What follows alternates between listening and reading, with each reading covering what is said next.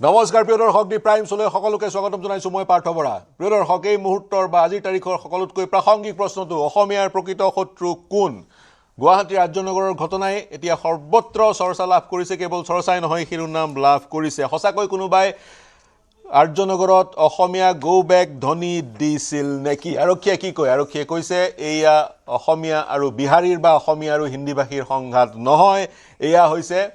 হৈছে এক ধৰণৰ ধন দাবীৰ ঘটনা। সততে এনেধৰণৰ ঘটনাই আন এক ৰূপ লোৱা আমি পৰিলক্ষিত কৰিছোঁ। কেইটামান প্ৰাসংগিক প্ৰশ্ন, যিকেইটা প্ৰশ্নৰ উত্তৰ আমি বিচাৰিবলৈ আজিৰ এই মঞ্চত প্ৰয়াস কৰিম। প্ৰথমটো প্ৰশ্ন, দুটা ফৈদৰ মাজত কেতিয়াবা কাজিয়া দ্বন্দ্ব লাগিলে সেয়া গোষ্ঠীঘণ্ট হৈ পৰে নেকি?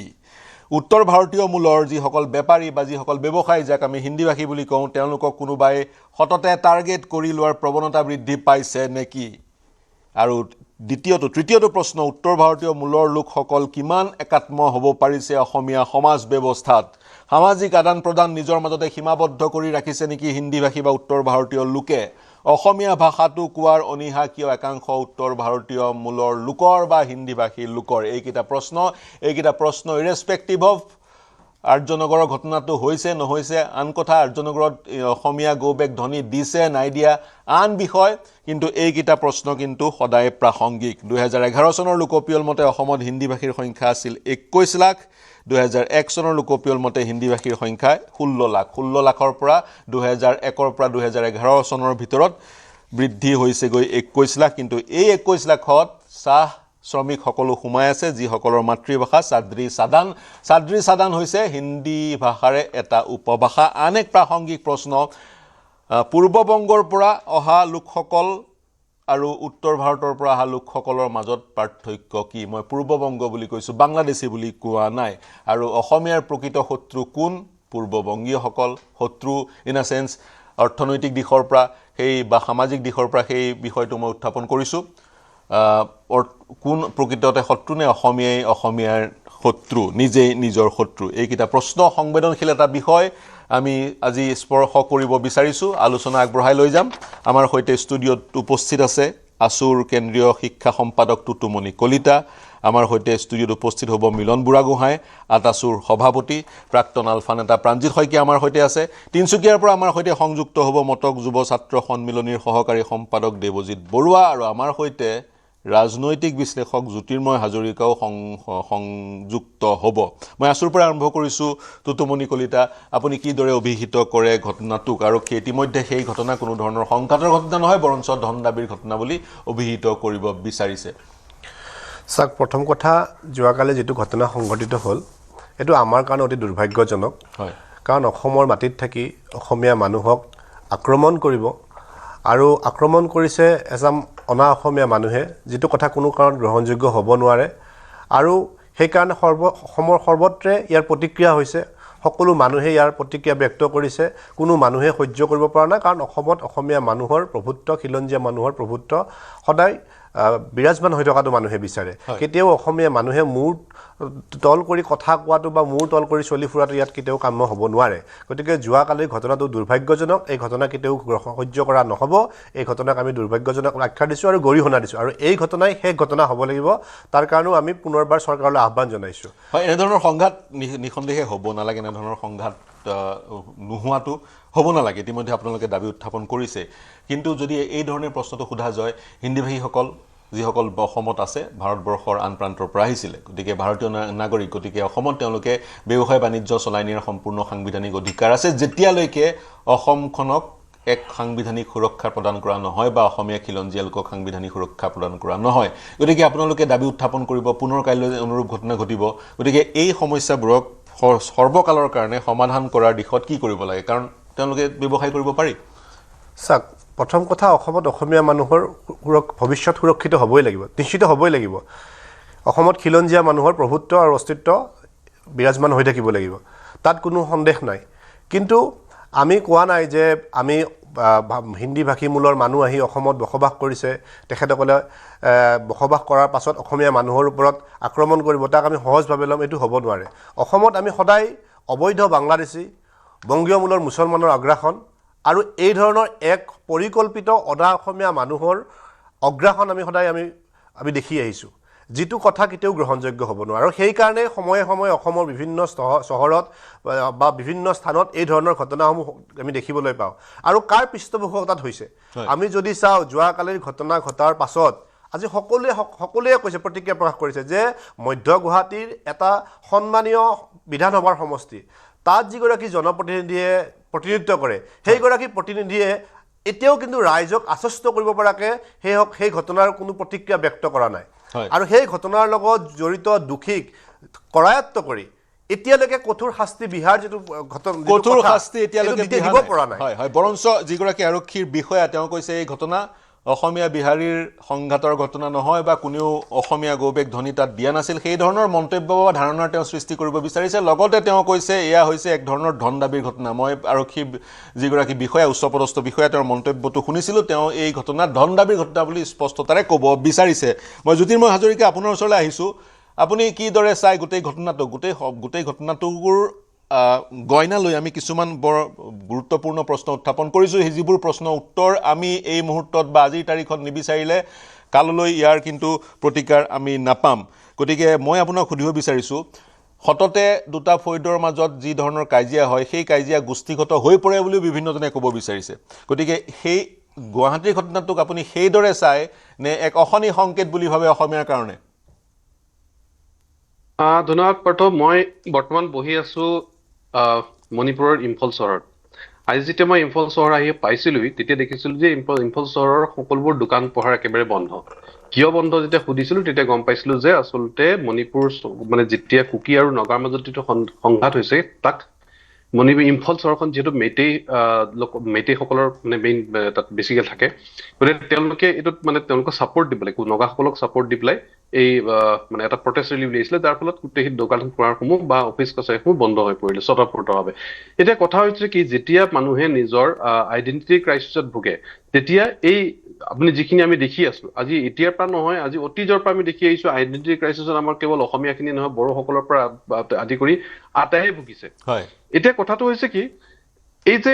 মাজতে কিছুমান যে সংঘাত হয় গোষ্ঠীগত সংঘাত বুলি যাক কোৱা হয় গোষ্ঠীগত সংঘাত ক'বই লাগিব কাৰণ কিয়নো গোষ্ঠীগত সংঘাত নহলে বিহাৰী বা অসমীয়া এই কথাকেইটা নাহে নহয় কথা হৈছে বিহাৰত গৈ পেলাই অসমীয়া সঁচা কথাটো ক'বলৈ গ'লে মই যিহেতু গোটেই পৃথিৱীখন ঘূৰি ফুৰো মানে ভাৰতবৰ্ষৰ বিভিন্ন ঠাইত ঘূৰি ফুৰো বিহাৰত অসমীয়া সুৰক্ষিত হয়নে আপুনি সেইটো কথাও চাব আজি কিছুদিনৰ আগতে গুৱাহাটীৰ এজন কয়লা ব্যৱসায়ী বিহাৰলৈ গৈছিলে তেওঁ কয়লাৰ যিখিনি পইচা পাবলগীয়া আছিলে সেই পইচাখিনি পাবলৈ গৈছিলে তেওঁ মাটি নিছিলে মাটি নিয়াৰ পিছত পিছদিনাখন তেওঁ পানী জুৱলি তেওঁৰ মৃতদেহটো উদ্ধাৰ হ'ল আপুনি চাব অসমৰ পৰা বিহাৰ হৈ পেলাই যিমানখিনি ট্ৰেইন দিল্লীলৈ যায় তাতে সদায়ে চাব অসমৰ পৰা যিমানবিলাক মানে মানুহ মানে বাহিৰলৈ যায় কাম কৰিবলৈ যায় কি বিভিন্ন ধৰণৰ জীৱিক হয় সংযোগ বিচ্ছিন্ন হৈছে পুনৰ হয় কৈ যাওক মানুহৰ আপুনি পেপাৰে পত্ৰে সদায় শুনি থাকো মানুহজন মানে ঢুকাইছে মানুহক মানে হেল্ল' হয় দিব বুলি কৈছে ইত্যাদি ইত্যাদি আপুনি অনবৰতে আমি এইখিনি কথা পাতিয়ে থাকো দেখিয়ে থাকো সদায় আৰু এতিয়া কথা হৈছে সংখ্যাগতভাৱে যেতিয়া এখন প্ৰদেশত যে নিজৰ জাতি যেতিয়া বাঢ়ি যাব আপুনি চাওক অসমত যদি বিহাৰী বা বেংগলী এই দুটা জাতিৰ যিমানখিনি সংঘাত হৈছে অসমত আজিলৈকে শিখৰ সংঘাত কিয় হোৱা নাই অসমত আজিলৈকে মাৰোৱাৰীৰ লগত কিয় সংঘাত হোৱা নাই অসমত আজিলৈকে বেলেগ জাতিৰ লগত কিয় সংঘাত হোৱা নাই কেৱল বিহাৰী আৰু বেংগলীৰ লগত কিয় সংঘাত হৈছে অসমত নহয় মই এটা প্ৰশ্ন এইখিনিতে চাওক এটা প্ৰশ্ন আগ্ৰাসন বা বিভিন্ন কালখণ্ডত অসমলৈ বিভিন্ন বাহিৰৰ স্থানৰ পৰা বহু লোক আহিছে যেতিয়া বাংলাদেশ পূৰ্ববংগ আছিলে বা পূৰ্ববংগ বাংলাদেশ এসময়ত যেতিয়া ভাৰতৰ অংগ হৈ আছিলে তেতিয়াও সেই অঞ্চলৰ পৰা অসমলৈ আহিছে মাৰোৱাৰী ৰাজস্থানৰ পৰা আহিছে বিহাৰৰ পৰা আহিছে উত্তৰ প্ৰদেশৰ পৰা আহিছে ইত্যাদি ইত্যাদি গতিকে আপুনি মাৰোৱাৰীৰ উদাহৰণটো ব্যৱহাৰ কৰিলে সংঘাত কেৱল বিহাৰী আৰু অসমীয়াৰ মাজত হয় মাৰোৱাৰীৰ সৈতে নহয় কি পাৰ্থক্য আপুনি কি ক'ব বিচাৰিছে আচলতে আপুনি চাওক আজিলৈকে অসমত কেইজন বিহাৰীয়ে অসমীয়াত্ব গ্ৰহণ কৰি পেলাই অসমীয়া হৈ পৰিলে আপুনি তাৰ সংখ্যাগত তত্ত্বটো চাওক আপুনি মাৰোৱাৰীৰ কথা কৈছে আমি চন্দ্ৰকুমাৰ আগৰৱালা দেৱক নমন কৰোঁ আমি জ্যোতিপ্ৰসাদ আগৰৱালা দেৱক স্মৰণ কৰোঁ জ্যোতি দিৱস পাতো কিন্তু আজি বিহাৰী কেইজনৰ মাজত আপুনি সেইটো বস্তু দেখিছে আপুনি চাওক অসমত মাৰোৱাৰী কেতিয়াবাই প্ৰব্ৰজন ঘটিলে কিন্তু মাৰোৱাৰীসকলৰ আজিলৈকে মানে কোন ধৰণৰ মাৰোৱাৰীসকলৰ লগত অসমীয়া মানে আমি বৃহত্তৰ অসমীয়া জাতিসত্তাৰ কথা কৈ আছো তেওঁলোকৰ আজিলৈকে কিয় সংঘাত নহলে শিখসকলৰ লগত কিয় সংঘাত নহলে এই দুটা প্ৰশ্ন মই অকল সেই দুটা প্ৰশ্ন এৰিয়ে প্ৰথমটো মানে মতামত মই শেষ কৰিছো আপুনি চাওক অসমত কেৱল অসমতে নহয় বাহিৰতো কাৰ লগত সেই স্বদেশৰ থলুৱা মানুহৰ সংঘাতটো হয় হয় মই আমি আপোনাক কিয় আপোনাৰ ভাষা মন্তব্য গ্ৰহণ আন্দোলন কৰিলোঁ কৰিবলগীয়া হৈছিল? আপোনাৰ মন্তব্য গ্ৰহণ কৰিলোঁ গতিকে মই যিকেইটা প্ৰশ্ন উত্থাপন কৰিছিলোঁ সেই প্ৰশ্নকেইটাৰ উত্তৰ আপোনাৰ এই মন্তব্যৰ মাজত আছে প্ৰথমটো প্ৰশ্ন আছিল উত্তৰ ভাৰতীয় মূলৰ লোকসকলে কিমান উত্তৰ ভাৰতীয় বুলি নকৈ মই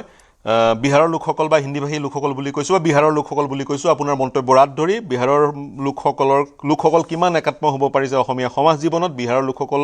নিজৰ মাজতে সীমাবদ্ধ হৈ আছে নেকি সামাজিক আচাৰ আচৰণত বা বিহাৰৰ লোকসকলে অসমীয়া কোৱাত অনীহা প্ৰকাশ কৰে নেকি যদি কৰে কিয় মই প্ৰাণজিৎ শইকীয়া আপোনাৰ ওচৰলৈ আহিব বিচাৰিছোঁ আপুনি কিদৰে বিশ্লেষণ কৰে আমি পুনৰ কৈছোঁ আৰ্যনগৰৰ ঘটনাটোৰ গইনা লৈ আমি এই বিষয়কেইটা উত্থাপন কৰিব বিচাৰিছোঁ গতিকে আপুনি কিদৰে চায় ধন্যবাদ পাৰ্থ কাৰ্বি আংলঙৰ এই একেটা ঘটনা তল যোৱাই নাই এতিয়াও গৰমেই হৈ আছে চাগে এই একে বিহাৰীৰ লগত আমাৰ সংঘাতটো হয় কোনে ধন দাবী কৰিব গৈছিল বা কিবা কৰিছিল পুলিচ প্ৰশাসনে যিটো কথা কৈছে ধন দাবী কৰিব যোৱা যদি সঁচাকৈ ধন দাবী কৰিব গৈছিল এই মাদক দ্ৰব্য যিটো ভাং বা গুটকা এইবিলাক বিক্ৰী কৰাটো সেইটো কিয় তল পৰিল গাঞ্জা ভাং আৰু গাঞ্জা একেই বাৰু ইয়াৰ হেৰি আমাৰ হালৈ গৈছিলে আচলতে সি আগৰ পৰাই লাগি থকা ল'ৰা এটা গাঞ্জা চাঞ্জাৰ এই এগেইনষ্টত সি লাগি থকা ল'ৰা ডাঙৰ কথা হ'ল চবচে ডাঙৰ কথাটো হ'ল কি মই বিহাৰ বুলিয়েই ক'লোঁ বিহাৰতো অসমীয়া মানুহ আছে অসমীয়া মানুহে কাম কৰি আছে বিহাৰত অসমীয়া মানুহে কাম কৰা মানুহখিনি এনেকুৱা কিবা কাম কৰিছে নেকি য'ত বিহাৰীয়ে অসমীয়া গবেগ বিহাৰত দিব লগা হৈছে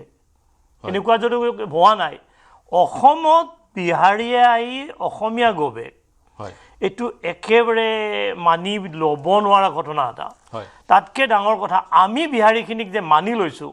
এটা বৰ ডাঙৰ কথা আমাৰ টুটুৱে অকণমান আগত কৈছে মধ্য ভাৰতৰ আমাৰ চেণ্ট্ৰেল গুৱাহাটীৰ যিজন বিধায়ক বিজয় গুপ্তাই অকল বিহাৰী মাৰোৱাৰী বা পূৰ্ববংগীয় মানুহখিনিৰ ভোটত জিকা নাই অসমীয়া মানুহৰ ভোটত তেওঁ জিকিছে অসমীয়া মানুহখিনিয়ে বিজয় গুপ্তাক ইমান ধুনীয়াকৈ আদৰি ল'লে যে অসমৰ বিধানসভাৰ এখন চিট গুৰুত্বপূৰ্ণ চিট এটা বিজয় গুপ্তাক দিয়া হৈছে বিজয় গুপ্তাই কালিৰ পৰা আজিৰ তাৰিখলৈ এটাও পদক্ষেপ লোৱা নাই এইটো এটা ডাঙৰ ক্ৰাইম এইটো নেশ্যনেল ক্ৰাইম অসমক গৌবেগ বুলি কোৱাটো গৌবেগ বুলি কোৱাৰ কোনো অধিকাৰেই নাই তাহাঁতৰ যদি কিবা কাৰণ গৌবেগ আমিও ক'ব নোৱাৰোঁ ভাৰতীয় মূলৰ যদি মানুহ হয় কিন্তু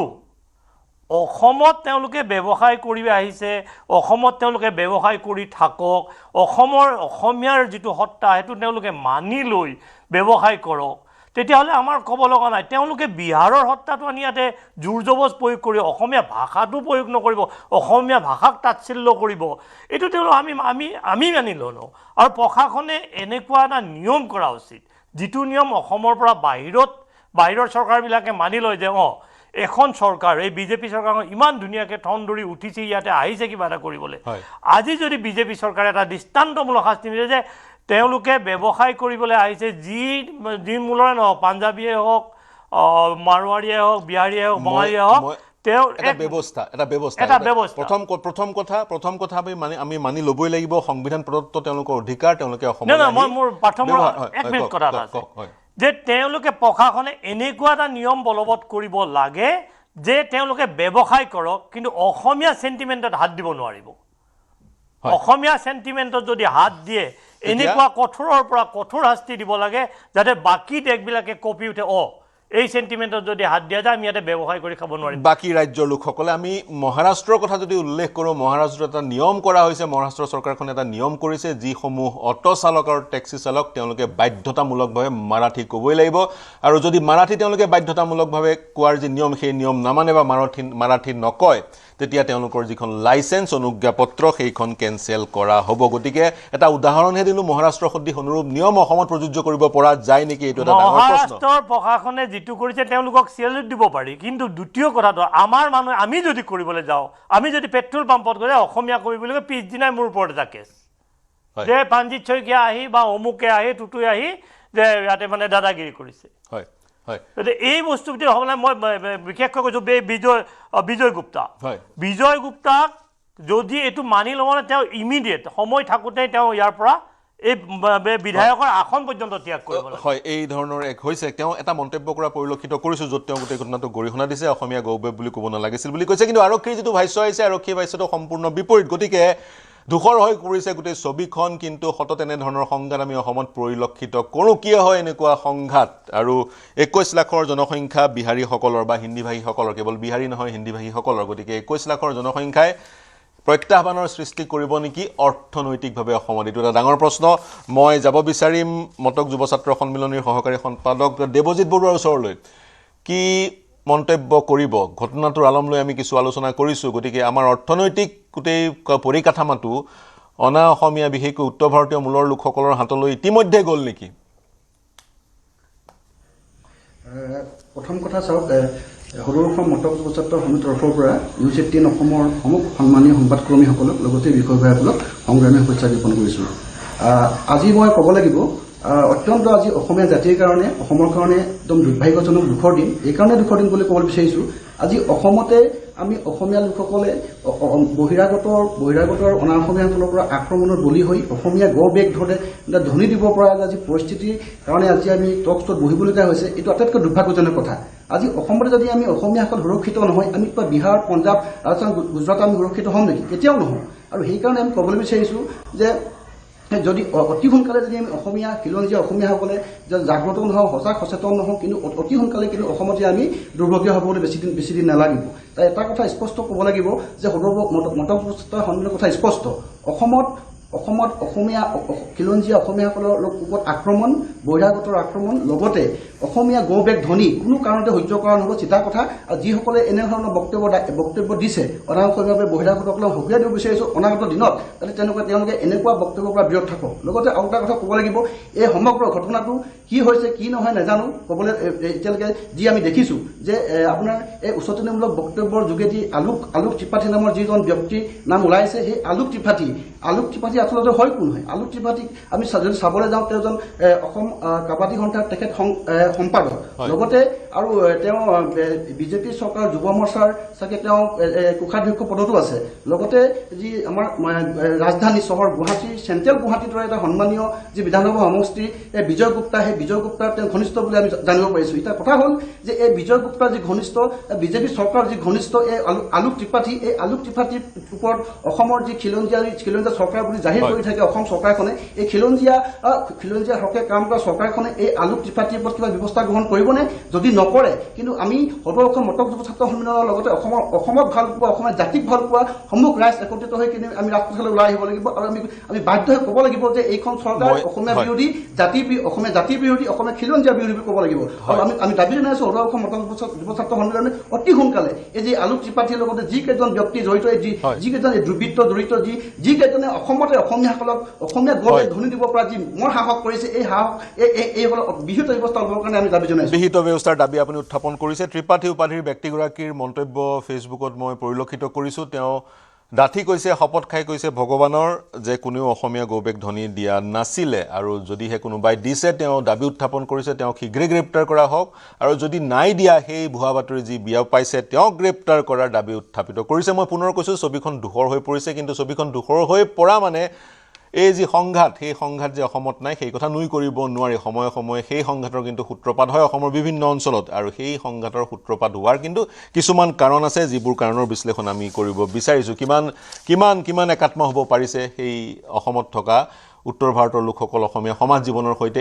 সেইটো এই মুহূৰ্তৰ ডাঙৰ প্ৰশ্নটো অসমতো বাধ্যতামূলক কিছুমান নিয়ম কৰাৰ সময় আহি পৰিছে নেকি এইটো এটা ডাঙৰ প্ৰশ্ন মই মিলন বুঢ়াগোহাঁই আপোনাৰ ওচৰলৈ যাম আপুনি কি প্ৰতিক্ৰিয়া প্ৰকাশ কৰিব আসল ছবিখন কি আচলতে কি কৰিব পৰা যায় সমস্যাৰ সমাধান কি যিসকল অসমত আছে অসমত থাকিবই কথা হ'ল পাৰ্থদা এই যিটো আৰ্যনগৰৰ ঘটনা ঘটিছে সেই ঘটনাটো ইয়াৰ প্ৰথম ঘটনা নহয় কাৰণ অসমৰ বিভিন্ন প্ৰান্তত বিগত সময়ত কেইবাটাও তেনেকুৱা অখিলঞ্জীয়া লোকে খিলঞ্জীয়াৰ ওপৰত আক্ৰমণ কৰা ঘটনা ঘটি গৈছে আৰু বাৰম্বাৰ সেই ঘটনাবিলাক যেতিয়া ঘটে অসমবাসী ৰাইজে খিলঞ্জীয়া লোকে আৰু আমি দল সংগঠনসমূহে প্ৰতিবাদ কৰোঁ আৰু তাৰ ওপৰত প্ৰশাসনক আমি দাবী জনাওঁ যে বিহিত ব্যৱস্থা গ্ৰহণ কৰিব লাগে আৰু ইতিমধ্যে বিহিত ব্যৱস্থা গ্ৰহণ কৰা হৈছে কিন্তু আমি সেই সময়ৰ পৰা দাবী জনাই আহিছোঁ যে যেতিয়াই ঘটনাবিলাক ঘটে আমি এটা কথা কওঁ যে অখিলঞ্জীয়া লোকে খিলঞ্জীয়াৰ ওপৰত আক্ৰমণেই কৰাই হওক বা অপদস্থ কৰাই হওক তাত খিলঞ্জীয়া লোকসকলে পুনৰ গৈ কিন্তু তাৰ প্ৰতিবাদ কৰাৰ প্ৰয়োজনীয়তা আছে বুলি আমি নাভাবোঁ আমি তেতিয়াৰ পৰাই দাবী জনাই আহিছিলোঁ আৰু ভাবিছিলোঁ যে যি জাতিয়ে হওক বা সেয়া বিহাৰীয়ে হওক বেংগলীয়ে হওক মাৰোৱাৰীয়ে হওক যিয়ে নহওক অখিলঞ্জীয়া লোকে যিয়ে আক্ৰমণ কৰে সেই জাতিটোৰ লোকসকলৰ মাজতো কিছুসংখ্যক লোক আছে যিসকলে কিন্তু প্ৰকৃতপক্ষত অসম প্ৰেম আছে অসমীয়া প্ৰেম আছে নিজকে হাড়ে সিমজি অসমীয়া বুলি কয় তো সেইসকলে প্ৰকৃতপক্ষত প্ৰতিবাদ কৰিবৰ কাৰণে আমি দাবী জনাই আহিছিলোঁ যাতে সেই ঘটনাটোৱে শেষ ঘটনা হওক আৰু পৰৱৰ্তী পৰ্যায়ত পুনৰ যাতে তেনেকুৱা ঘটনা নঘটে কিন্তু পৰিলক্ষিত নহয় দুই এজন ব্যক্তিয়ে মাতে আৰু বাকী লোকসকলে কিন্তু নিশ্চুপ হৈ মৌনতা অৱলম্বন কৰাৰ পৰিলক্ষিত হয় গতিকে পুনৰবাৰ তেনেকুৱা ধৰণৰ ঘটনা ঘটে ইয়াৰ পৰা আমি এটা কথা ভাবিব লাগিব আৰু বুজিবলৈ বাধ্য হৈছোঁ আৰু অসমবাসী ৰাইজেও বাধ্য হৈছে যে আজি বিহাৰী সম্প্ৰদায় হওক বা অন্যান্য সম্প্ৰদায় হওক সেই সম্প্ৰদায়টোৱে যদি কিবা খিলঞ্জীয়া লোকৰ ওপৰত যদি আক্ৰমণ কৰিছে বা অপদস্থ যদি কৰিছে সেই অখিলঞ্জীয়া লোকসকলৰ কিন্তু গৰিষ্ঠ সংখ্যক লোকে মাত মতা নাই সেই বিষয়বস্তুটো কিন্তু প্ৰতিবাদ কৰা নাই তাৰ মানে আমি ভাবিবলৈ বাধ্য হৈছোঁ যে অসম প্ৰেম সেই লোকসকলৰ মাজত প্ৰকৃতপক্ষত নাই নেকি এই কথাটো কিন্তু ইতিমধ্যে লাহে লাহে প্ৰমাণ হ'বলৈ ধৰিছে যোৱাকালি 15টা ঘটনা ঘটিছে আইজনগৰৰ ঘটনাটোৰ পৰা কিন্তু আমি আজি এই কথাবিলাক আমি দাবী জনাব বিচৰা নাই কাৰণ বিগত সময়ত আমি দাবী জনাইছিলোঁ দাবীবিলাক কিন্তু পূৰণ হোৱা অসম প্ৰেম নাই বুলি কৈছে নাই এই কথাটো কিন্তু আমি ভাবিবলৈ বাধ্য হৈছোঁ গতিকে এতিয়াও জুই পুৰি হাত পোৱা নাই যিসকলে আক্ৰমণ কৰিছে প্ৰশাসনক আমি দাবী জনাইছোঁ বিহিত ব্যৱস্থা গ্ৰহণ কৰিব লাগিব আৰু প্ৰশাসনে যদি বিষয়বস্তুটো ফালৰি কাটি অন্য দিশলৈ নিব বিচাৰে বা অসমীয়া বিহাৰীৰ মাজত কাজিয়া হৈছে বুলিয়ে যদি তেখেতসকলে বিষয়বস্তুটো যদি হাম কটাব বিচাৰে তেন্তে আমি ভাবিবলৈ বাধ্য হ'ম যে চৰকাৰখনে হওক বা প্ৰশাসনে খিলঞ্জীয়া লোকক সুযোগ দিছে যে আপোনালোকে নিজেই নিজৰবীয়াকৈ আইন হাতত তুলি লৈ এই সমস্যাবিলাক সমাধান কৰক এইটো সুযোগ দিছে বুলি আমি ভাবিবলৈ বাধ্য হ'ম যদি তাকে নাই কৰা তেন্তে কিন্তু নিজৰ দায়িত্ব পালন কৰক আৰু অখিলঞ্জীয়া লোকসকলক বা বিহাৰী সম্প্ৰদায়ৰ সেই লোকসকলক আমি কৈছোঁ আপোনালোকে ফেচবুক টুইটাৰত দুই এজন ব্যক্তিয়ে কেৱল লিখি দিলে নহ'ব যে আমি ঘটনা গৰিহণা দিছোঁ গৰিহণা দিলে নহ'ব আপোনালোকে আমি যিদৰে আমাৰ ল'ৰাই যিদৰে ঘৰে ঘৰে গৈ সেই ব্যক্তিজনক বিচাৰিছে মাৰপিট কৰিবৰ কাৰণে বিচাৰিছে বুলি তেখেতসকলে ভাবিলে নহ'ব হয়তো আমি জানিবৰ কাৰণেও আমাৰ ল'ৰা যাব পাৰে গতিকে আপোনালোকে কিন্তু তেখেতসকলক বিচাৰি উলিয়াই আনি আইনৰ হাতত চমজাই দিয়ক বা ৰাইজৰ মাজত থিয় কৰাই দিয়ক তাৰ দায়িত্ব পালন কৰক অন্যথা আপোনালোকৰ অসম প্ৰেম নাই বুলি পুনৰবাৰ প্ৰমাণ হ'ব আৰু এইবাৰে শেষ বুলি আমি ভাবি ল'ম সামগ্ৰিকভাৱে অসম প্ৰেম নাই বুলি ক'ব বিচাৰিছে মই জাষ্ট এটা ব্যৱহাৰিক এক্সাম্পল এটা ব্যৱহাৰিক উদাহৰণ দিব বিচাৰিছোঁ অসমত বিহাৰৰ বিভিন্ন প্ৰান্তৰ বা উত্তৰ ভাৰতৰ বিভিন্ন প্ৰান্তৰ লোক বিভিন্ন স্থানত কৰ্মৰত অনুৰূপ ধৰণে অসমৰ যুৱক যুৱতীও ভাৰতবৰ্ষৰ বিভিন্ন প্ৰান্তত কৰ্মৰত উত্তৰ ভাৰতৰ যিসকল লোক মূলতঃ বিহাৰৰ লোক অসমৰ বিভিন্ন প্ৰান্তত কৰ্মৰত 15 বছৰ হৈ গ'ল 20 বছৰ হৈ গ'ল দেখিব তেওঁলোকৰ মেক্সিমামৰ যিটো বেংক একাউণ্ট সেইটো বিহাৰৰে যদি আপুনি পে' কৰিব জিপে সেই পইচা গৈ বিহাৰৰ একাউণ্টত জমা হয় গতিকে ক'ৰবাত নহয় ক'ৰবাত 15-20 বছৰ থকাৰ পিছতো তেওঁলোকে ভাষাটো নিশিকে বা ভাষাটো যি পৰ্যায়লৈকে শিকিব লাগিছিল নিশিকে বা যি ধৰণে একাত্ম হ'ব লাগিছিল আমাৰ সমাজ জীৱনৰ সৈতে সেই ইমান পৰ্যায়লৈ একাত্ম নহয় এইটো বিভিন্ন সময়ত বিভিন্ন লোকৰ দৃষ্টি গোচৰ হয় আৰু যাৰ ফলত সেই সংঘাতবোৰৰ সূত্ৰপাত হয় মই আছুৰ শিক্ষা সম্পাদক তুতুমণি কলিতাৰ ওচৰলৈ যাব বিচাৰিম ইতিমধ্যে আপুনি কৈছে গ্ৰহণ কৰা নহ'ব গতিকে এটা প্ৰতিকাৰ আমি উলিয়াব লাগিব কি বুলি ভাবে এটা সাংবিধানিক সুৰক্ষা কবচ খিলঞ্জীয়াৰ কাৰণে বা এনেধৰণৰ ঘটনা যাতে দুনাই আৰু নঘটে তাৰ এটা উপায় আমি উলিয়াব লাগিব কি বুলি ভাবে আপুনি যোৱাকালি ঘটনাটো সংঘটিত হোৱাৰে পৰা এতিয়ালৈকে কিন্তু অসমৰ মুখ্যমন্ত্ৰীগৰাকীয়ে সততে তেওঁ যি ধৰণৰ ভূমিকা গ্ৰহণ কৰে তেওঁ আইন হাতত ল'লে ঠেং ভাঙি দিয়াৰ কথা কয় তেওঁ বহুত ধৰণৰ বেলেগ বেলেগ কথা কয় শাস্তি দিয়া হ'ব এইখন চৰকাৰে কাৰো লগত টলাৰেট নকৰে সহ্য নকৰে বুলি কয়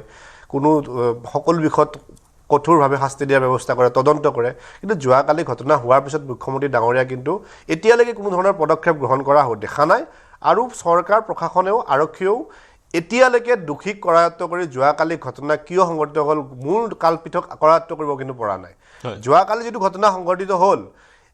বিহাৰী সম্প্ৰদায়ৰ লোকে পৰিকল্পিতভাৱে তাতে কিন্তু অসমীয়া মানুহক আক্ৰমণ কৰিছে এই ঘৰটো সঁচা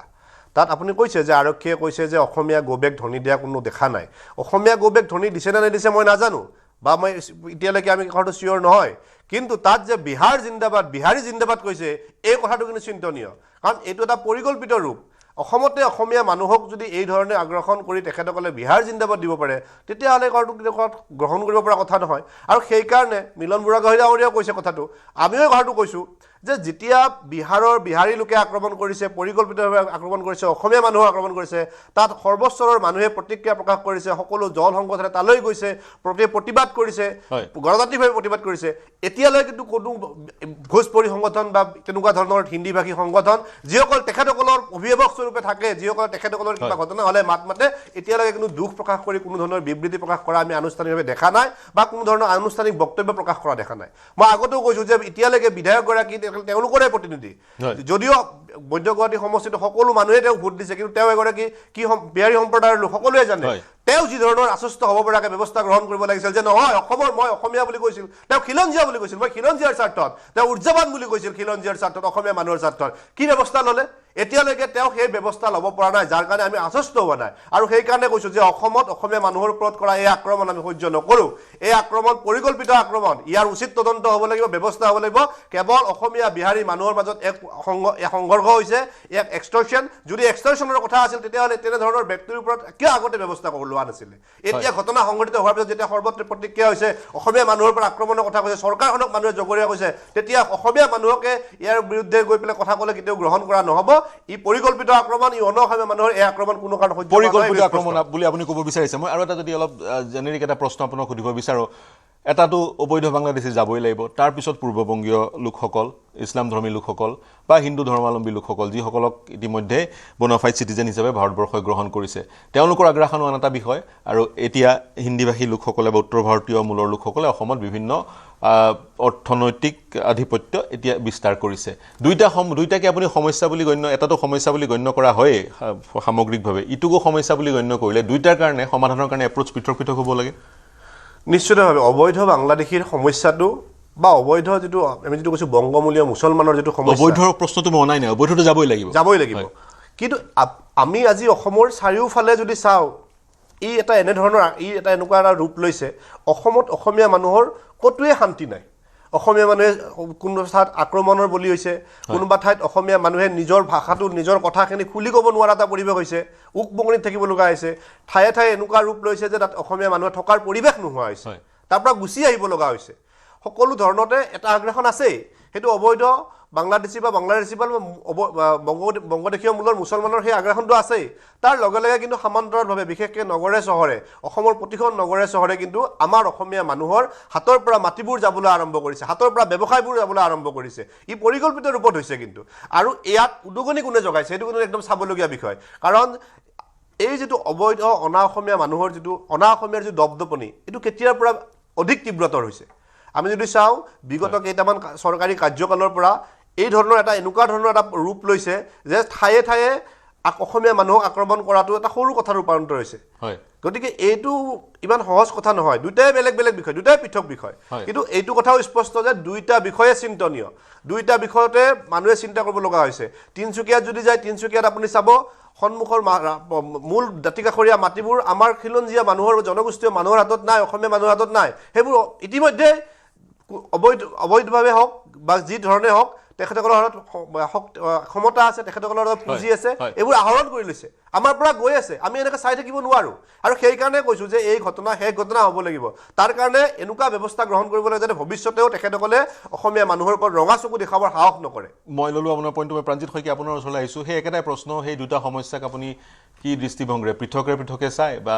দুইটা সমস্যা কিন্তু পৃথক, দুইটা সমস্যাৰে যিটো ডিজাইন, যিটো কেৰেক্টাৰিষ্টিক সেইটো পৃথক, গতিকে সমস্যাকেইটা সমাধানৰ উপায়ো বা এপ্ৰ'চটো পৃথক হ'ব?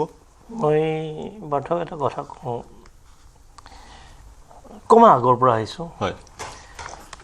কালিৰ ঘটনাটো যদি অকল মাৰপিট বুলি এৰি দিয়ে, গভৰ্ণমেণ্টে যিটো কথা কৈছে অকল এইটো এটা মাৰপিট বা এনেকুৱা ঘটনা, আমাৰ মিলনে যিটো কথা, আমাৰ মানুহ গৈছে ধৰি আনিবলৈ, ধৰি আনি তাৰ মিলনে ধুনীয়াকৈ কৈছে যে ধৰি বিচাৰিয়ে গৈছোঁ, মাৰিবলৈ যোৱা নাই নহয়। তেতিয়াহ'লে ইতিমধ্যে অসমীয়াৰ গাত হাত দিছেই। চৰকাৰে যদি এইটো সামান্য এনেই সাধাৰণ মাৰপিট বুলি ধৰি লৈ যদি এইটো ইগন'ৰ কৰে, তেতিয়াহ'লে এইটো কিন্তু ফিৰিঙতিৰ পৰা খান্দবদা হ'ব। এইটো একদম ধৰো। এইটো সমাধান মই অকণমান আগতে কৈছোঁ, এটাই সমাধান যে যিখিনি কালপিত পূৰা তদন্ত হৈ সিহঁতক যিয়ে অসমীয়া মানুহৰ গাত হাত দিছে তাক আনিব লাগে। অলোক তিয়াৰীক তাৰ নামটো আহিছে যদি তাক আনিব লাগে। প্ৰশাসনে তাক অলোক তিয়াৰীৰ নামটো আহিছে, সি কাবাডীৰেই হওক, বিজেপিৰেই হওক, যোনেই নহওক তদন্তৰ আওতাত আহিব লাগে। তা আনক, আনি ধৰক, কথা পাতক। আমাৰ যদি হালৈও যদি কিবা কৰিছে তাকো আনক। মই সেইটো কথা কোৱা নাই যে হালৈ নানিব, কিন্তু নহয়, আজিৰ তাৰিখলৈ বিজয় গুপ্তাই তাক কিয় মাতি আনিব পৰা নাই, তাৰ প্ৰশাসনক কিয় এটা প্ৰেছাৰ দিব পৰা নাই যিহেতু। আৰু যিটো কথা হয় ব্যৱসায়ীৰ ক্ষেত্ৰত, ব্যৱসায়ীৰ ক্ষেত্ৰত যিটো কথা কৈছোঁ যে ব্যৱসায়টোত তেওঁলোকে এনেকুৱাকৈ সোমাইছে যে আমাৰ মানুহখিনিক আমাৰ তুতি ক'লে এইমাত্ৰ গভৰ্ণমেণ্ট মানে ৰাস্তাৰ দুই পাশৰ যিখিনি মাটি আছে ইমান এটা ছিষ্টেম বনাই দিছে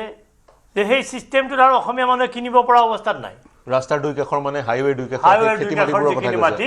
মানে সেইটো এতিয়া 500 মিটাৰলৈ উদ্যোগে হ'ব এনেকুৱা কিবা এটা আইন মাজতে কৰিছিলে।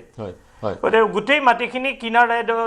ইমান টকা পইচা, গতিকে ইয়াতে আমাৰ ফালৰ পৰা এটা কিন্তু দাবী জনোৱা আছিলে যে ভূমি সংৰক্ষণৰ ক্ষেত্ৰত কঠোৰ হ'ব লাগে। এই দাবীটোও যদি ফলপ্ৰসূ কৰে, গতিকে চবচে আটাইতকৈ ডাঙৰ কথাটো হ'ল পাৰ্থক্য কি, এই বাৰে বাৰে অসমীয়াৰ গাত হাত দিব, অসমীয়াক মানে তাচ্ছিল্য কৰিব, অপমান কৰিব, এই 2 দিন আমি চিঞৰিম, এই 2 দিন চিঞৰি তাৰপিছত আমাক মানে আকৌ বস্তুটো হাম কাটিব, কাটাৰ পিছত আমি আকৌ মনে মনে আকৌ এটা আমাৰ ওপৰত হাত দিব, এনেকুৱাকৈ নহয়। আমি আজি ইয়াতে ধৰ 3টা সংগঠন আছোঁ, এই 3টা সংগঠনৰ আটাইকেইটা মানে একেমুখে কৈছোঁ যে এনেকুৱা দৃষ্টান্তমূলক শাস্তি এটা হওক যাতে অসমীয়া মানুহক কিবা কৰিলেও তেওঁক ধৰি তাতেই ধৰি থওক, প্ৰশাসনক মাতি আনক যে এইটো কৰিছে অসমীয়াই, হাত দিব নোৱাৰিব। হয়, হাত দিব নোৱাৰিব। অৰ্থাৎ এই ঘটনাটোক এটা এখন সাধাৰণ দুটা ফৈদৰ মাজৰ দ্বন্দ্ব হিচাপে চিহ্নিত কৰিব নোৱাৰি। আপোনালোকে এই কথাই স্পষ্ট কৰি দিছে, চিহ্নিত কৰিব নোৱাৰি। দ্বন্দ্বটো পিছৰ কথা, দ্বন্দ্বটো আইনে দিব। এটলিষ্ট তদন্ত আৰম্ভ কৰক, যিগৰাকীৰ বিৰুদ্ধে অভিযোগ উত্থাপন হৈছে তেওঁক এটলিষ্ট ডিটেইন কৰক, সোধপোছ কৰক, আৰু যিগৰাকী হালৈ উপাধিৰ যিগৰাকী ব্যক্তি তেওঁকো সোধপোছ কৰক। গতিকে এটা তদন্ত এটলিষ্ট আৰম্ভ কৰক, আশ্বস্ত কৰক যাতে আমি এই গোটেই ঘটনাটো গুৰুত্ব সহকাৰে লৈছোঁ। তাকে নকৰি কিন্তু আৰক্ষীয়ে পৰিলক্ষিত কৰিছোঁ আমি নস্বাত কৰিছে এইটো অসমীয়া আৰু বিহাৰীৰ সংঘাত বুলি বা বিহাৰীয়ে অসমীয়াক আক্ৰমণ কৰাৰ ঘটনা বুলি, বৰঞ্চ কৈছে সেয়া ধন দাবীৰ ঘটনা বুলি, যিয়ে কিন্তু একাংশ ক্ষোভিত কৰিছে। হয়, মই আৰু এটা কথা সংক্ষেপত কওক। মই হয়, আমি এই যে আমাৰ ইয়াতে মাৰপিট কৰি ইয়াতে হাৰি যায়, এই যে বিহাৰৰ পৰা আমি আমাৰ বা বাহিৰৰ পৰা ভাৰতৰ মানে অসমৰ বাহিৰৰ পৰা যেতিয়া আমাৰ কাম কৰিবলৈ যোৱা ল'ৰাবিলাকৰ ডেড বডিটো আনি ইয়াতে যেতিয়া ৰিচিভ কৰোঁ, তেতিয়া কিন্তু এই মানে ভাৰতীয় মূলৰ যিখিনি মানুহ তেওঁলোকৰ কিন্তু গা নকঁপে দেই, তেওঁলোকৰ গা নকঁপে। আজি মিলনে অকণমান আগত কৈছে যে এই এতিয়া আজি জাঙুৰ খাই উঠিব লাগিছিল আছে সেই ভাৰতীয় মংগৰ মানুহখিনি যে আমি অসমত আছোঁ, আমি অসমত থাকি অসমীয়াৰ লগত মিলি থাকিব লাগে, হাত দিয়া মানুহকেইটাক আমি পানিছমেণ্ট দিম, কোনো অসমীয়া ইয়াতে জাঙুৰ খাব নালাগে। এই কথাটো এতিয়া বিশেষকৈ বিজয় গুপ্তাৰ নেতৃত্বত আহিব লাগিছিলে। যিবোৰ নেতৃত্ব আছে, যিসকল নেতৃত্ব আছে হিন্দীভাষী লোকৰ, তেওঁলোকে তীব্ৰ ভাষাৰে গৰিহণা দিব লাগিছিল। তেওঁলোকে গোটেই বিষয়টোত অভিভাৱকত্বৰ এক ভূমিকা গ্ৰহণ কৰি আগবঢ়াই লৈ যাব লাগিছিল। আপোনাৰ মতামত মই ল'লোঁ। মই জ্যোতিৰ্ময় হাজৰিকা আপোনাৰ ওচৰলৈ আহিব বিচাৰিছোঁ। গতিকে কি আমি পৰিস্থিতিত আছোঁ, কি বুলি ভাবে আপুনি? আজিৰ তাৰিখত অসমীয়া কি পৰিস্থিতিত আছে? আগ্ৰাসনৰ দুটা সমস্যা মই সন্মুখত দাঙি ধৰিলোঁ। দুইটাৰে চাগৈ আমি পৃথক পৃথক দৃষ্টিভংগী ল'ব লাগিব বা এপ্ৰ'চ ল'ব লাগিব। দুইটা সমস্যা পৃথক। উত্তৰ ভাৰতীয় লোকসকলৰ অসমত এটা পৰ্যায়লৈ তেওঁলোকৰ অধিকাৰ আছে, এটা পৰ্যায়লৈ তেওঁলোকৰ অধিকাৰ আছে, বা ভাৰতীয় নাগৰিক হিচাপে পূৰ্ববংগীয় লোকসকলৰ সাংবিধান প্ৰদত্ত কিছু অধিকাৰ আছে। তাৰ মাজতে কিন্তু খিলঞ্জীয়াৰ সুৰক্ষা, খিলঞ্জীয়াৰ প্ৰভুত্বও কিন্তু আমি নুই কৰিব নোৱাৰোঁ, বা সেইটো পেৰামাউণ্ট আমাৰ কাৰণে। গতিকে সকলো মিলাই কি কৰা উচিত? অৰ্থাৎ আপোনাৰ কথাষাৰতে কেইবাটাও প্ৰশ্নৰ উত্তৰ ওচৰতে লুকাই আছে। প্ৰথম কথা হৈছে, আপুনি এটা উদাহৰণ দিছিলে মহাৰাষ্ট্ৰৰ কথা। মহাৰাষ্ট্ৰত এটা বহুত ডাঙৰ এটা এক্সোডাছ হ'বলৈ হৈছিলে এটা সময়ত, যেতিয়া মহাৰাষ্ট্ৰৰ পৰা মুম্বাইৰ পৰা বিহাৰীসকলক খেদি পঠিওৱা হৈছিলে। তেতিয়া এটা শ্লোগান দিয়া হৈছিলে, কথাটো মই এতিয়া টেলিভিছন চেনেলতে কৈছো শ্লোগানটো, যিহেতু সৰ্বত্ৰ বাঢ়িছিলে। আৰু সেই কথাটো মই কোৱাৰ কাৰণে কোনো অসাংবিধানিক মানে শব্দৰে মই কোৱা নাই কথাখিনি। তেতিয়া কৈছিলে যে বিহাৰী বেকাৰী বেৰোজগাৰী বিমাৰী ইনকো হটাও, সেই বস্তুটো তেতিয়া তাত শ্লোগান হৈছিলে, আৰু তাৰ পৰা বিহাৰী এক্সোডাছ হৈছিলে। আমি কিন্তু তেনেধৰণৰ কোনো শ্লোগানেৰে তেওঁলোকক খেদি কৰা নাই। অলপ আগতে এজন বক্তাই কৈ গৈছে যে আমি সন্মানেৰে বিজয় গুপ্তাৰ দৰে ব্যক্তি এজনক আমি আজি MLA ৰ আসনত বহুৱাইছো, কিন্তু আজি আজিৰ যিখিনি পৰিস্থিতি হৈ আছে ঘটনা যি হৈ আছে অকল কেৱল আজিৰ নহয় দেই আজি বহু বছৰ আগৰ পৰা তিনিচুকীয়াত হৈ আছে কিন্তু তিনিচুকীয়াত আপুনি চব কি এটা কণ্ডিশ্যন হৈছিলে অসমীয়াসকলৰ মিলন বুঢ়াগোহাঁই তাত বহি আছে ক'ব পাৰিব ভালকে তিনিচুকীয়াত কি পৰিস্থিতি হৈছিলে এইটো সময়ত এটা সময়ত নহয় এতিয়াও হৈ আছে তিনিচুকীয়াত আৰু বিহাৰী থকা মানে মই বিহাৰী বুলি শব্দটো এইটো কাৰণে কৈছো বিহাৰী যিহেতু বিহাৰৰ হয় বিহাৰী হিচাপে কৈছো বিহাৰীসকলে এটা ফিয়াৰ চাইকোচিছ প্লে কৰিবলৈ যায় তেওঁলোকে পাহৰি আমি অসমীয়াখিনি গাত আমাৰ নিজৰ গাত দুখ আছে আমি নিজকে কিয় প্ৰশ্ন নকৰো যেতিয়া ছট পূজা হয় আপুনি চাওক অসমীয়া মানুহ কি ধৰণে যায় মই ক'বলৈ এইটো যোৱা নাই যে সনাতনৰ পৰম্পৰাৰ ভিতৰৰ এটা পৰম্পৰা গতিকে মই একো সেইটো বিষয়ে মই এগেইনষ্টত নাই কোৱা তাৰ সনাতন পৰম্পৰা এগেইনষ্টত মই ক'বলৈ যোৱা নাই দেই কাৰণ সনাতন ধৰ্মটো অল ইনক্লুচিভ গতিকে মানে ছট পূজা হ'ব পাৰে এনি কৰম পূজা হ'ব পাৰে বা যিকোনো ধৰণৰ পূজা হ'ব পাৰে দুৰ্গা পূজাৰ পৰা আৰম্ভ কৰি কথা হৈছে কি আমি যেতিয়া হাত উজান দিওঁ নিজস্বতা পাহৰি তেতিয়া সেই মানসিকখিনি তাৰমানে কি এই কথাটোৱে এইটো প্ৰতিমান কৰে যে আমি তেওঁলোকক বহিৰাগত হিচাপেও আমি কিন্তু তেওঁলোকক একচেপ্ট কৰিছো আমাৰ সমাজ জীৱনত একচেপ্ট কৰিছো কিন্তু তেওঁলোকে কিমান একচেপ্ট কৰি দিছে নিজকে সমাজ জীৱনত আপুনি আজি এটা মই এটা সাধাৰণ কথা এটা কওঁ আজি 100 বছৰ ধৰি বাস কৰা কোনোবা এজন বিহাৰী ব্যক্তিৰ ঘৰত আপুনি বোলে সুধক তেওঁলোকৰ বিয়া বাৰু কিবা অসমীয়া মেখেলা চাদৰ পিন্ধে নেকি তেওঁলোকে পাটৰ শাৰী মানে মুগা শাৰী পিন্ধে নেকি মুগা চাদৰ পিন্ধে নেকি তেওঁলোকে অসমীয়া ধৰণেৰে ৰীতি নিবাজবিলাক কৰে নেকি তেওঁলোকে অসমীয়া কথা ঘৰত কয় নেকি আপুনি এই কথাখিনি চাওক ভালকে সুধক তেওঁলোক গতিকে তেওঁলোকে যেতিয়া অসমীয়াটো গ্ৰহণ কৰিব নোৱাৰে আমাৰ মানুহে তেওঁলোকক জোৰ জবৰদস্তি আকোৱালি লোৱাৰ কোনো কি প্ৰয়োজন আছে মই সেইটো বুজি পোৱা নাই আৰু এতিয়া মানে যিসকল মানে টেলিভিছনৰ পেনেলিষ্ট যিসকল আছে তেওঁলোকে এতিয়া দৃষ্টান্তমূলক এটা হওক মানে তেওঁলোকে কাক আশা কৰিছে তেওঁলোকে আজি এই টক শ্ব'টোৰে মানে সম্পূৰ্ণৰূপে দেখুৱাই থৈ যাওক আৰু আহ্বান জনাই যাওক যে মই আমাৰ অসমৰ মুখ্যমন্ত্ৰী হিমন্ত বিশ্ব শৰ্মা ডাঙৰীয়াক কৈছো যে এটা দৃষ্টান্তমূলক মানে শাস্তি হওক বা আমুকক কৈছো জ্যোতিৰ্ময় হাজৰিকা শাস্তিৰ বিষয়টো আমি আদালতলৈ এৰিব লাগিব শাস্তিৰ বিষয়টো দৃষ্টান্তমূলক শাস্তিৰ বিষয়টো কিন্তু আপুনি যিটো বিষয় উল্লেখ কৰিছে তেওঁলোকে অসমৰ এটা মানে দৃষ্টান্তমূলক ব্যৱস্থা গ্ৰহণ কৰক হয় যাতে লগতে তেওঁলোকে এইটো আহ্বান জনাব লাগে অকল আহ্বান জনালে নহব আমাৰ মানুহখিনি কি হৈছে জানে আপুনি এটা জেনেৰেশ্যনৰ কথা কৈছো আমি এই জেনেৰেশ্যনটো বিশেষকৈ আপোনাৰ এই ফেচবুক ইনষ্টাগ্ৰাম এই টুইটাৰ মাজতে সোমাই আছে গম পাইছেনে ইয়াতে আমি যদি সেইটো এটা সমস্যা কিন্তু আপুনি যিটো কথা কৈছে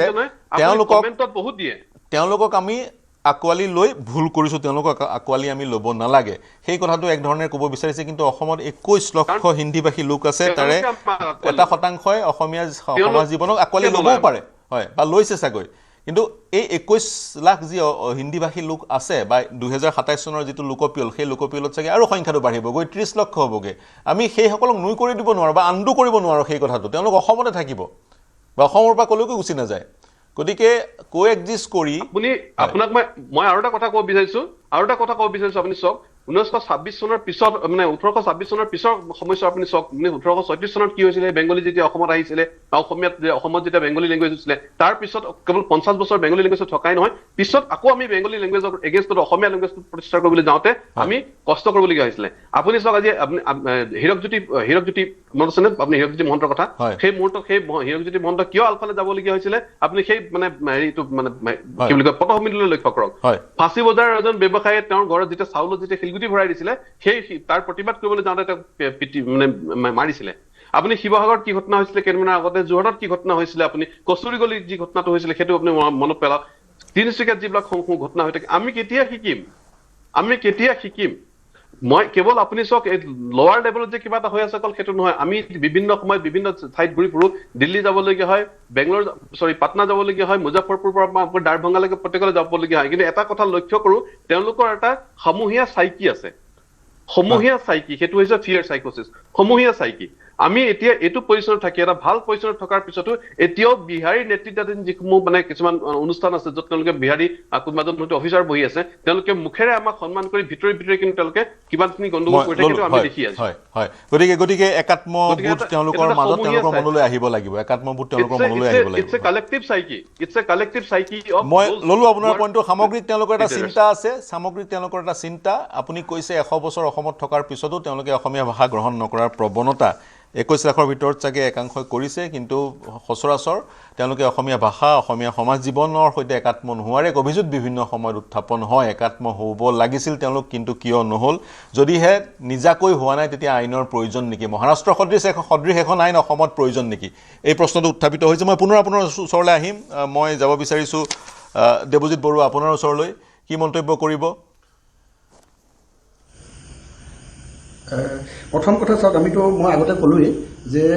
অসমতে যেতিয়া আমি মানে দুৰ্ভগীয়া হ'বলগীয়া এনেকুৱা কেতিয়াও গ্ৰহণযোগ্য নহয়, আমি কেতিয়াও মানি নলওঁ। আৰু এটা কথা হ'ল কি, বিহাৰী সম্প্ৰদায়ৰ যিসকল লোক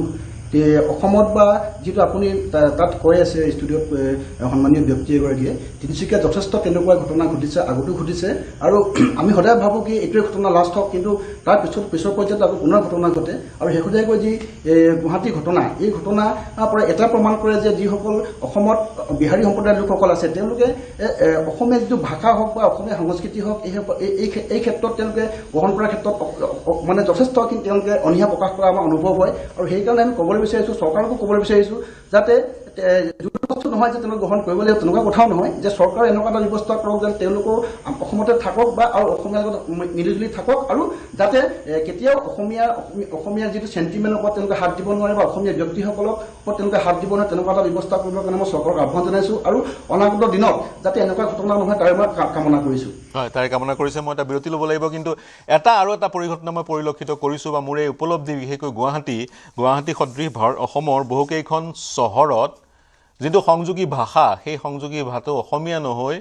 হিন্দী হ'বলৈ গৈ আছে নেকি। গুৱাহাটীতে বজাৰবোৰত মই পৰিলক্ষিত কৰিছোঁ হিন্দী ভাষাত কথোপকথন কৰা মই পৰিলক্ষিত কৰিছোঁ। গতিকে লিংগুৱা ফ্ৰাংকা অসমৰ আৰবান চেণ্টাৰসমূহত